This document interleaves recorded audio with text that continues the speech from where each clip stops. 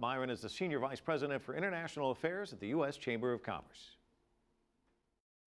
Well, I think it's very important to be present here if you're a U.S. corporate member of the U.S. Chamber, because we do have a great opportunity to talk about trade and investment throughout the region with government leaders, with trade ministers, and that's an opportunity that is very unique about the APEC Forum.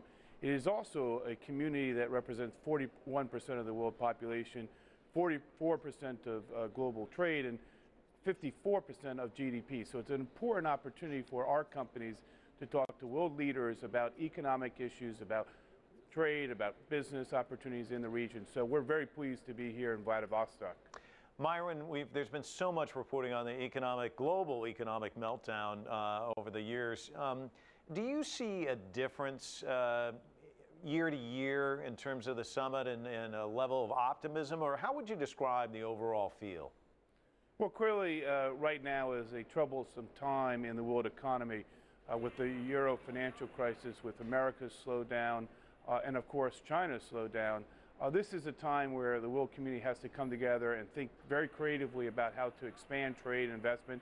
How do we reduce the barriers to trade around this region as well as in the multilateral trading system.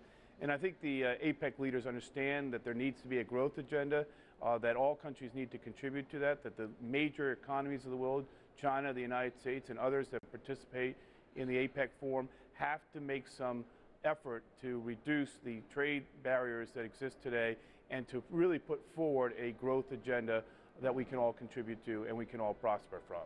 Myron, you mentioned trade, investment, bringing economies together.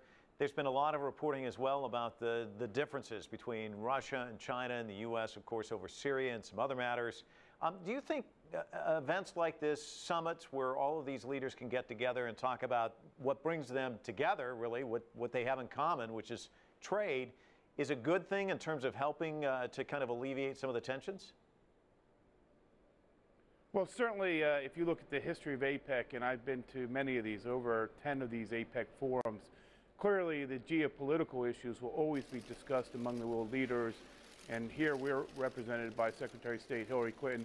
So the topical issues of the day, whether it's the Middle East or whether it's South China Sea or other areas, will certainly be a part of the conversation.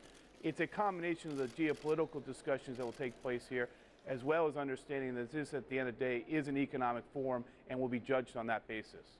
Myron Brilliant from the U.S. Chamber of Commerce joining us from Vladivostok. Thanks so much for joining us.